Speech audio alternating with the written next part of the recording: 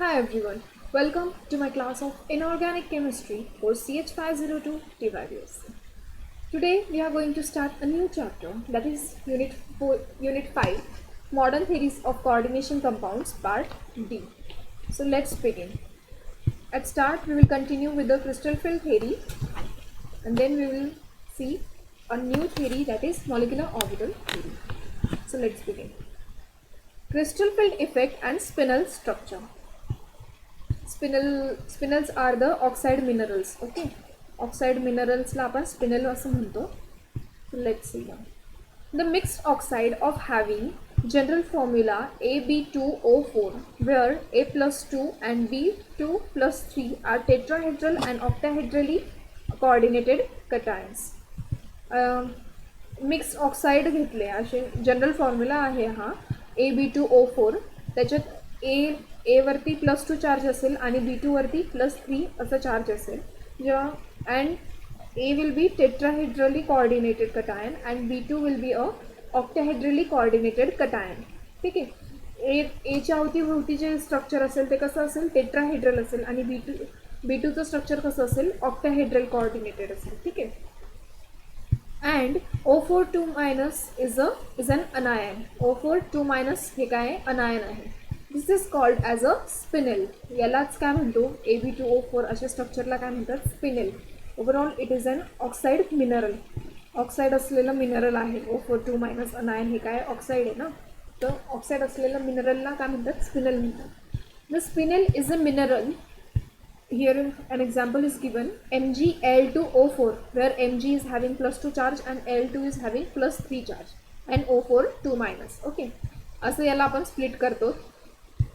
There are 2 types of holes are observed. आता आपण 11th-12th वेळेस आपल्याला बघा एक चॅप्टर होतं सॉलिड स्टेट. हां, सॉलिड स्टेटमध्ये आपण बघितलं होतं स्ट्रक्चरची आय मीन हे जे आयनिक क्रिस्टल्स वगैरे असतात NaCl CaCO2 वगैरे यांची पॅकिंग कशी होते. आपण CCP नंतर FCP वगैरे असे स्ट्रक्चर्स बघितले होते. तर ते स्टडी करत असताना आपण बघितलं होतं की जेव्हा ते स्ट्रक्चर एकमेकांवरती स्टॅक करतो आपण बरोबर, एका लेअरवरती दुसरा लेअर ठेवतो त्यामध्ये होल क्रिएट होतं म्हणजे काही गॅप राहून जातात बरोबर. त्या गॅपला काय म्हणतात होल म्हणतात. तर तेच होल इथे म्हटलेलं आहे. There are 2 types of hole.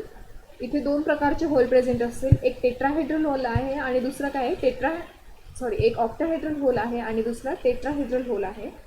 आणि स्ट्रक्चर काय आहे cubic close packed lattice. Okay, CCP structure आहे cubic close packed lattice. So overall there are 2 types of spinels, normal spinel and inverse spinel. आता नॉर्मल स्पिनेल कोणता आणि inverse spinel कोणता ते बघूया. A spinel structure in which A plus 2 cation occupy tetrahedral hole आणि B plus 3 cation occupy octahedral hole are called as normal spinel. Generally काय असतं ना, साईज वाईज जर बघितलं आपण, जे ऑक्टाहेड्रल होल असतात ते मोठे असतात as compare to tetrahedral holes. तर जो कटायन आहे having big charge, okay, B+3 आहे ना, तर B+3 हा कशात येईल ऑक्टाहेड्रल होलमध्ये आणि A+2 it will be into tetrahedral hole. ठीक आहे. असं जेव्हा असेल ना त्यावेळी तो स्पिनेलला आपण काय म्हणतो नॉर्मल स्पिनेल. ठीक आहे. त्यावेळी स्पिनेल कसा असेल नॉर्मल स्पिनेल. आणि त्याच्या इन्व्हर्स म्हणजे याच्या उलट जे असेल त्याला आपण इन्व्हर्स स्पिनेल असं म्हणू. आता इन्व्हर्स स्पिनेलमध्ये एक मायनर डिफरन्स आहे ते आपण बघूया. The spinel structure in which A+2 and half of B+3 cation occupy octahedral holes. आता इन्व्हर्स स्पिनेलमध्ये काय A+2 हा कटायन आणि टोटल जे B+3 कटायन असतील, सपोज 4 B+3 कटायन आहे तर हाफ ऑफ B+3 कटायन म्हणजे 2 B+3 कटायन कशात येतील ऑक्टाहेड्रल होलमध्ये आणि उरलेले 2 जे B+3 कटायन असतील ते कशात जातील टेट्राहेड्रल होलमध्ये. That's what they are saying. A+2 cation and half of B+3 cation occupy octahedral hole and other half of B+3 cation occupies tetrahedral hole. Such spinels are called as inverse spinel. अशा स्पिनल्सला काय म्हणतात inverse spinal. इथे काही examples दिलेले आहेत त्यांनी normal spinel आणि inverse स्पिनलचे. Now look at this. ZnFe2O4. Zn+2 Fe2+3 हे काय आहे, नॉर्मल स्पिनल आहे. B3O4 आता याला आपण या फॉर्ममध्ये कसं लिहायचं, B+2 एक काढायचा आणि उरलेले दोन B2+3. ओके, अच्छा, this is another kind of. A+4 आणि B+2 हे वेगळ्या प्रकारचं आहे. ठीक आहे, A+4 आणि B+2. आता इथे बघा, Pb+4 Pb+2 आणि Pb+2 बाहेर O4 असं इन्व्हर्स स्पिनल आहे. A+2 आणि B+3 परत Mn3O4 Mn+2 Mn+3 to O4 normal spinel. Okay, so this were the examples of normal and inverse spinel. आता हे नक्की कसे प्रिडिक्ट करायचे की कोणतं स्पिनल कसं आहे ते आपण बघूया. Crystal fill effect for normal and inverse spinel structure. For transition metal oxide spinels, the choice of the normal and inverse spinel structure is driven primarily by the crystal fill stabilization energy. आपण crystal fill stabilization energy calculate करून सांगू शकतो की कोणतं oxide हे normal spinal आहे किंवा inverse spinel आहे. ओके, सो जनरली काय आहे ना, ऑक्साईड काय आहे, विकफिल्ड लिगँड आहे. विकफिल्ड लिगँड असल्यामुळे सगळे जे स्पिनल काय असतील, हाय स्पिन स्ट्रक्चर असतील. ठीक आहे, त्यांच्यामध्ये पेअरिंग होणार नाही इलेक्ट्रॉन्सची. सो त्यानुसार आपण crystal field stabilization energy calculate करू. आता let's see how to calculate CFSE for this compounds. First we will see for normal spinel structure. A. In Zn+2 Fe+3 to O4, Zn+2 ion having D10 configuration. आता Zn+2 ह्या आयनसाठी आपण configuration बघायचं. जे ligand असतील त्याला completely आपण ignore करू शकतो, कारण ते काय विकफिल्ड लिगँड आहे आणि पेअरिंग तर होणार नाही. त्यामुळे आपण फक्त आयन बघायचं, आयनचं ऑक्सिडेशन स्टेट बघायचं, त्याच्यावरून आपलं कॉन्फिगरेशन काढायचं. D10 कॉन्फिगरेशन येतं Zn+2 साठी. And Fe+3 ion having D5 configuration. In this compound, both Zn+2 and Fe+3 has 0 CFSE. आता इथे Zn+2 आणि Fe+3 साठी जेव्हा आपण CFSE कॅल्क्युलेट करू त्यावेळी CFSE किती येईल, 0. ठीक आहे, यू मे कॅल्क्युलेट, तुम्ही प्रॅक्टिस करून बघा. Zn+2 चे CFSE काढा, Fe+3 चे CFSE काढा. फॉर्म्युला आपल्याला माहिती आहे ऑक्टाहेड्रलसाठीचं काय आहे, त्यानुसार कॅल्क्युलेट करा. Hence, Fe+3 occupies octahedral site and Zn+2 occupies tetrahedral site. ठीक आहे, आता जेव्हा दोघांची जी CFSE असेल ती इक्वल असेल, ठीक आहे, दोघांची CFSE ज्यावेळी इक्वल येते त्यावेळी काय करायचं असतं की जो Fe+3 लार्ज चार्ज असलेलं जे आयन असतो, ठीक आहे, big charge, +3 is a bigger than +2 ना, दॅट्स वाय Fe+3 ला आपण कुठे टाकायचं, ऑक्टाहेड्रल साईटमध्ये, आणि मग कमी चार्ज असलेल्या आयनला टेट्राहेड्रल साईटमध्ये. नाव in Fe+2 Cr+3 to O4, Fe+2 ion having D6 configuration. आता इथे Fe+2चं कॉन्फिगरेशन काय येईल, D6 कॉन्फिगरेशन, आणि Cr+3 आयन काय कॉन्फिगरेशन दाखवत आहे, D3 कॉन्फिगरेशन. आता परत D6 आणि D3 साठी CFSE कॅल्क्युलेट करायची. The CFSE for D6 configuration is equal to -4 dq and CFSE for D3 configuration is equal to 12 dq. या प्रकारे CFSE कॅल्क्युलेट करायची. -12 dq आहे. आता इथे -12 आणि -4 याच्यात -12 dq is much larger negative CFSE. That's why जो Cr+3 आयन असेल तो कशात जाईल, ऑक्टाहेड्रल होलमध्ये जाईल, ऑक्टाहेड्रल साईट ऑक्युपाय करेल. आणि जो Fe+2 म्हणजे -4 is smaller than -12 here, so Fe+2 occupy tetrahedral site. The ions which having a higher negative CFSE occupy octahedral site. Higher negative CFSE म्हटलं, जनरली आपण ते लाईन नंबर लाईन वगैरे बघितलेली असते, त्यामुळे आपल्याला काय वाटतं -4 इज ग्रेटर दॅन -12, पण इथे आपल्याला काय बघायचं, हायर निगेटिव्ह CFSE म्हटलेली त्यांनी. मग हायर निगेटिव्ह -12 आहे ना, so that's why Cr+3 will occupy octahedral site. ठीक आहे, So in this way we can calculate CFSE for an compound having normal spinel. One last example. In Mn plus 2, Mn plus 3, 2O4, the Mn plus 2 ion is having d5 cysteine with a 0 CFSE. Mn plus 2 ची CFSE कशी असेल? 0 असेल. And the two Mn plus 3 ions are having high spin d4. d4 configuration असेल आणि त्याची CFSE काय आहे? -6 dq.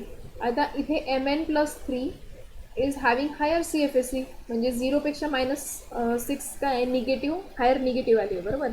So Mn plus 3 कशात जाईल? ऑक्टाहेड्रल साईट ऑक्युपाय करेल आणि जो Mn plus 2 असेल तो काय करेल? टेट्राहेड्रल साईट ऑक्युपाय करेल.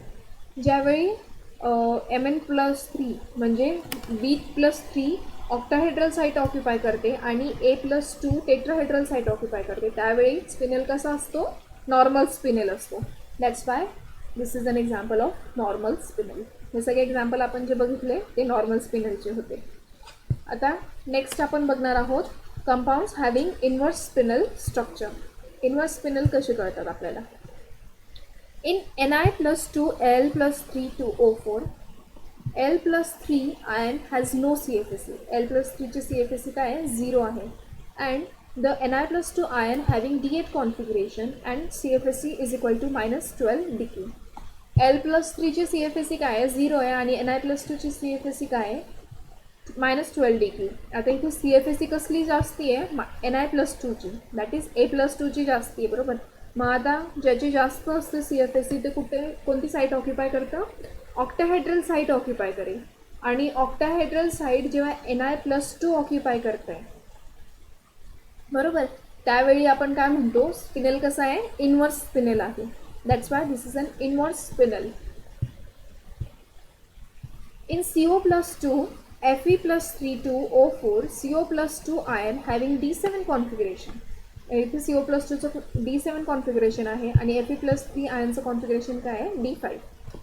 The CFSE for D7 configuration of CO plus 2 is -8 dq. CO plus 2चं काय CFSE आली? -8 dq. आणि Fe plus 3 ची CFSE काय आली कॅल्क्युलेट करून? 0 dq. आता इथे पुन्हा जो CO plus 2 आहे त्याची जी CFSE आली ती काय आहे? Larger than CFSE of Fe plus 3, बरोबर. त्यामुळे CO plus 2 काय कोणती साईट ऑक्युपाय करेल? ऑक्टाहेड्रल साईट ऑक्युपाय करेल. आणि ज्यावेळी A plus 2 आयन हा ऑक्टाहेड्रल साईट ऑक्युपाय करतो त्यावेळी स्पिनल कसा असतो? Inverse spinel. That's why this is an example of inverse spinel. This is our last example. In Fe plus 2 Fe plus 3 2O4, Fe plus 2 ion is having D6 configuration and Fe plus 3 ion having D5 configuration. Thus, CFSE for D6 configuration is equal to -4 dq and CFSE for D5 configuration is equal to 0 dq. D5 configuration साठी काय आहे? म्हणजे Fe plus 3 साठी काय CFSE येते? 0 dq. आणि D6 configuration म्हणजे Fe plus 2 साठी काय येते CFSE? -4 dq. आता इथे पुन्हा Fe plus 2 ची CFSE काय आहे? जास्त आहे, म्हणून Fe plus 2 octahedral site occupy करेल आणि A plus 2 आयन जेव्हा ऑक्टाहेड्रल साईट ऑक्युपाय करत आहे त्यावेळी स्पिनल कसा असेल? Inverse spinel. That's why this is inverse spinal.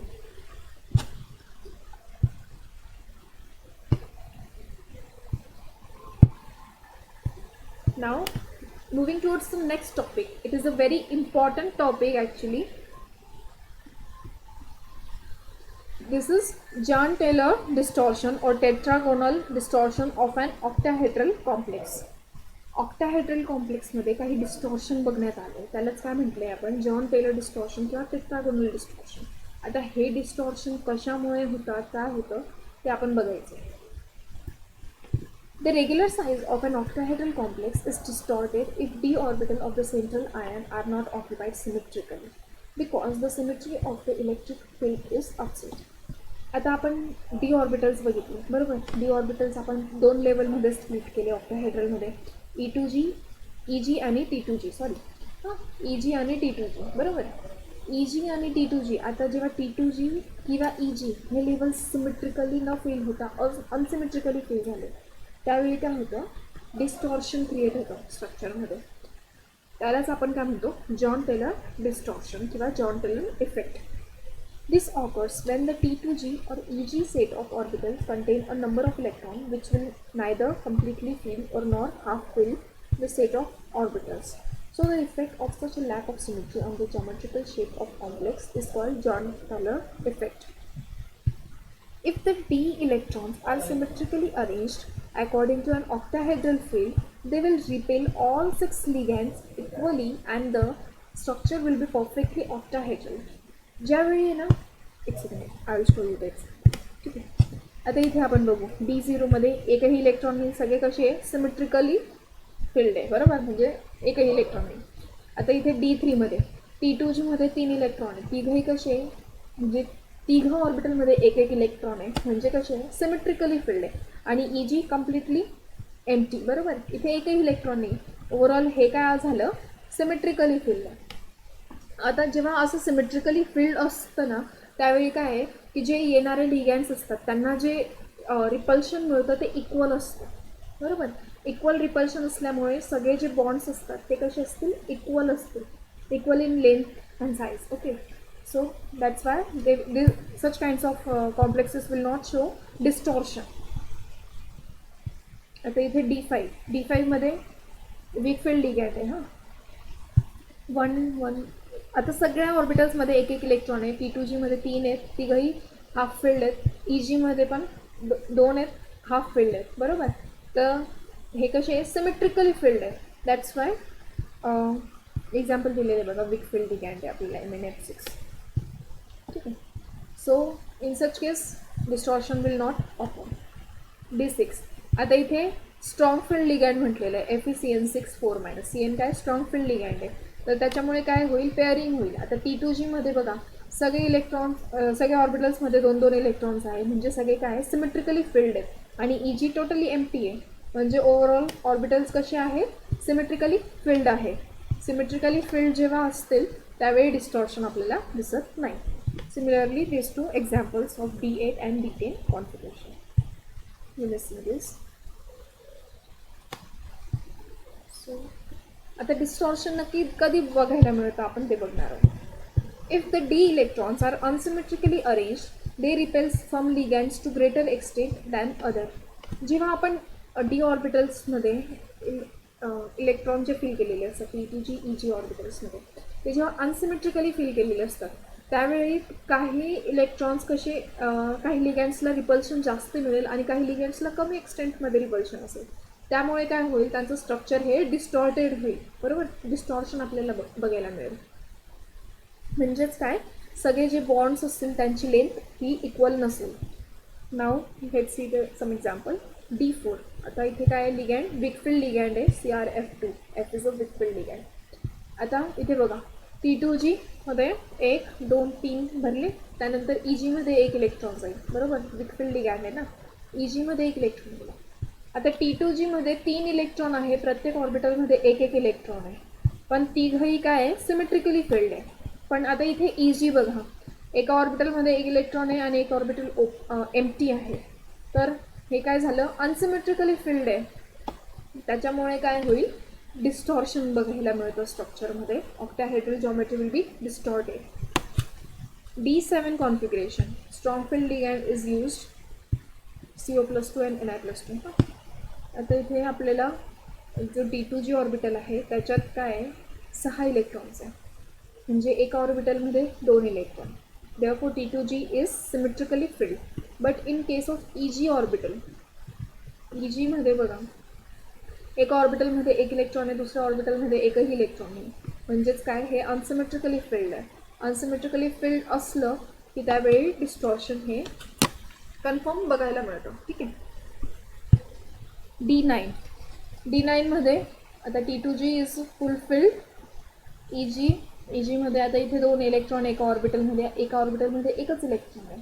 They are not symmetrically filled, hence it is unsymmetrical electronic arrangement and that's why distortion in its octahedral geometry will be seen.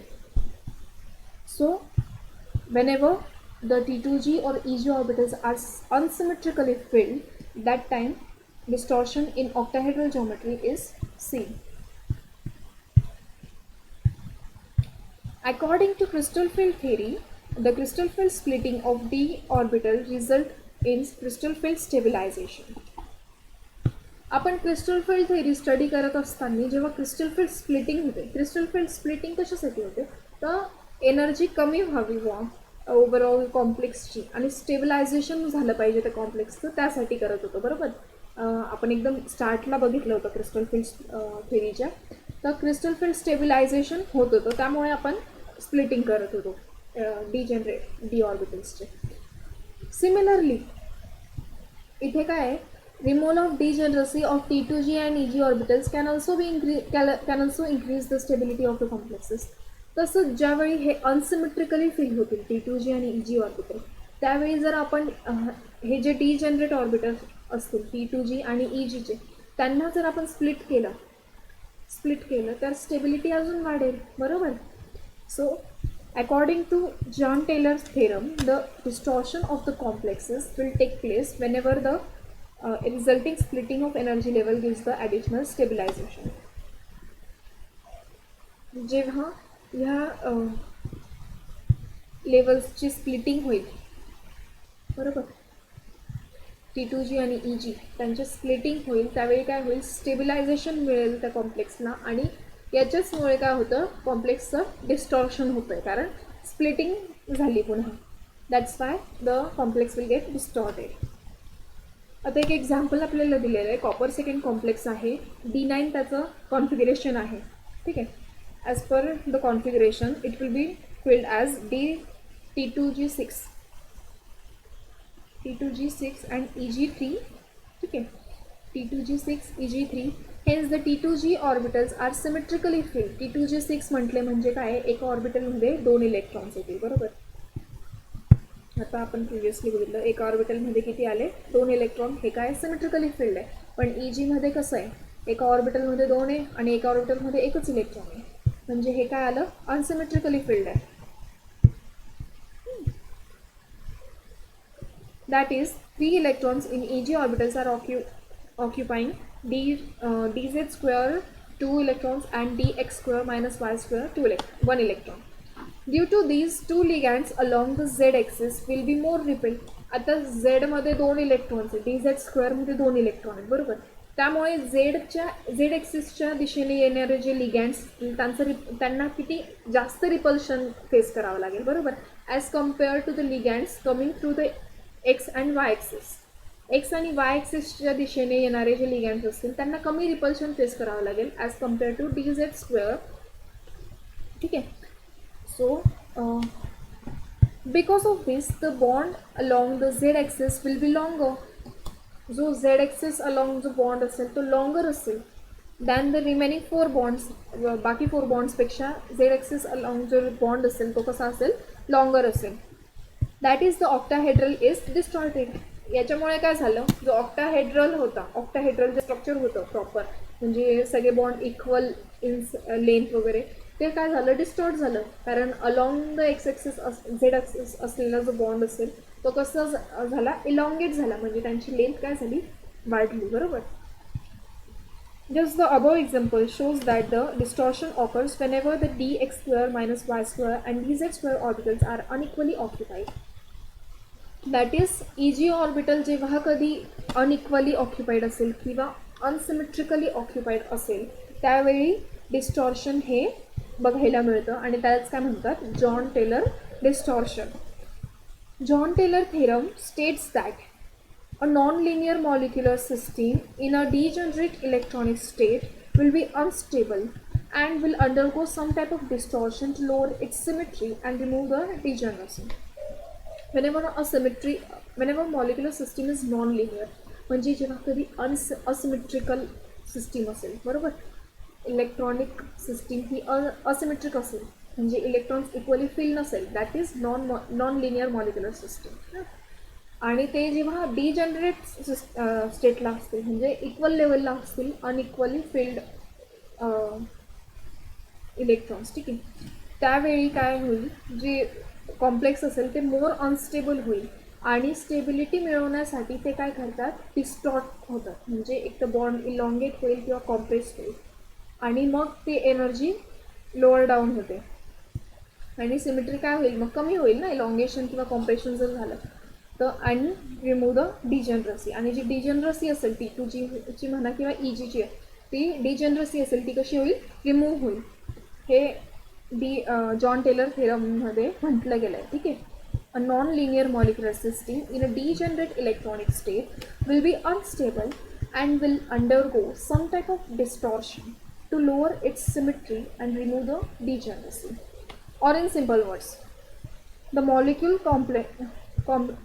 or complexes except linear, म्हणजे equally filled, except equally filled complexes which have unequally filled set of orbital, that is either T2G or EG, undergoes distortion. ज्या कोणत्या कॉम्प्लेक्समध्ये T2G आणि EG हे unequally field असतील ते काय होतील, distortion दाखवतील. ठीक आहे. सो आता इथे बघा, हा मेटल आहे, इथे झेड एक्सिस अलॉंग जे लिगँड आहेत ते काय झाले, इलॉंगेटेड बॉन्ड आहे यांच्या मेटल आणि या लिगँडमध्ये. बघा डिस्टन्स वाढलं आहे, हे काय इलॉंगेटेड आहे. There are 2 long bonds and 4 short bonds resulting dz square 2 and dx square minus y square raised to 1 electrons. यांच्या अनइक्वल फील्ड असल्यामुळे हे इलॉंगेशन आपल्याला बघायला मिळालं. Otherwise there are 4 long and 2 short bonds resulting from dz square 1 and from dx square y square 2 electron distribution.